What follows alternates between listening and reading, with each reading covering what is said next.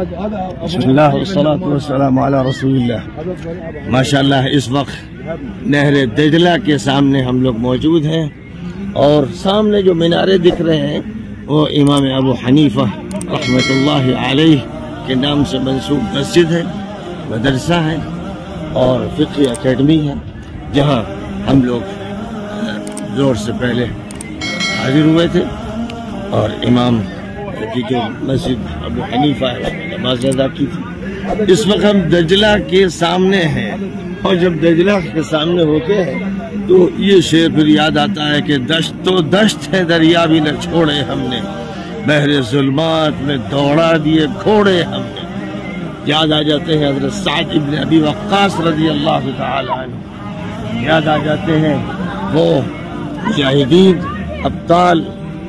وہ صحابہ کرام جنہوں نے دریائے دجلہ کو پار کیا، اور خاص طور پر جب وہ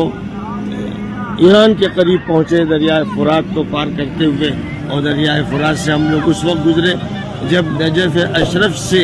یعنی حضرت امام علی بن ابی طالب کی قبر پر حاضری دینے کے بعد جب ہم حضرت زید شہید کی قبر کی طرف چلے تو تھوڑی دیر کے لیے اس پل پر ہم لوگ ٹھہرے تھے جس کے نیچے دریائے فرات بہ رہا تھا، اور اسی طرح کربلا حاضر ہوئے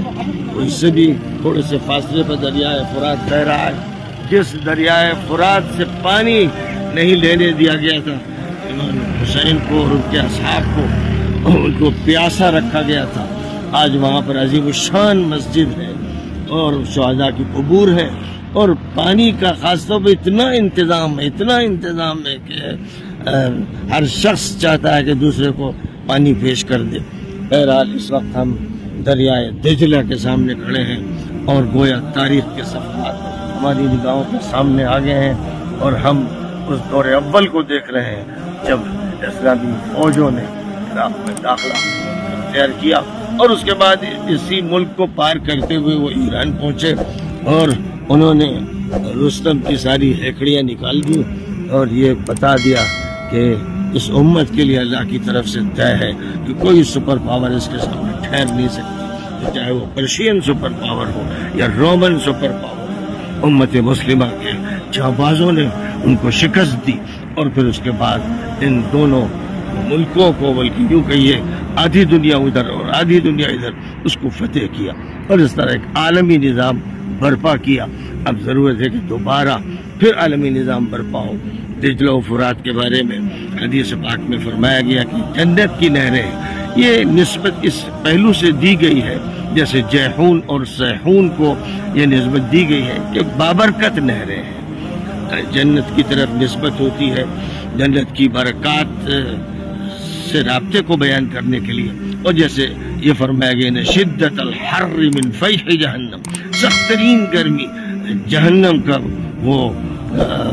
اثر ہوتا ہے جس سے اس دنیا میں سخت ترین گرمی محسوس ہوتی ہے۔ تو یہ جو نسبتیں احادیث میں ہیں ان کا مقصد یہ ہوتا ہے کہ جہنم کی گرمی کا تصور کرنے کے لیے اس دنیا کی شدید گرمی کا احساس کرو، اور اسی طرح دریائے دجلہ و فرات صاف شفاف بہترین پانی جس سے انسان اپنی سیرابی بھی حاصل کرے اور اپنے گھر میں بھی اس پانی کو منتقل کرے اور اس سے نہائے بھی اور اس کو پیے۔ تو بہرحال اس وقت تھوڑی دیر کے لیے دریائے دجلہ کے سامنے ہم لوگ کھڑے ہوئے، اور یہ چاہا کہ ہمارے ہندوستان اور پاکستان میں جو بھی افراد ہیں وہ بھی اس تاریخ کو پھر سے دہرائیں جو تاریخ مجاہدین کی تھی اور ان صحابہ کی تھی جنہوں نے عراق کو فتح کیا، جنہوں نے ایران کو فتح کیا، ان کی تاریخ کو تازہ کر لیا جائے اور دجلہ کا یہ بندر دیکھا جائے، اور ادھر امام ابو حنیفہ رحمۃ اللہ علیہ کے مدرسے اور مسجد کے میناروں کو بھی دیکھا جائے۔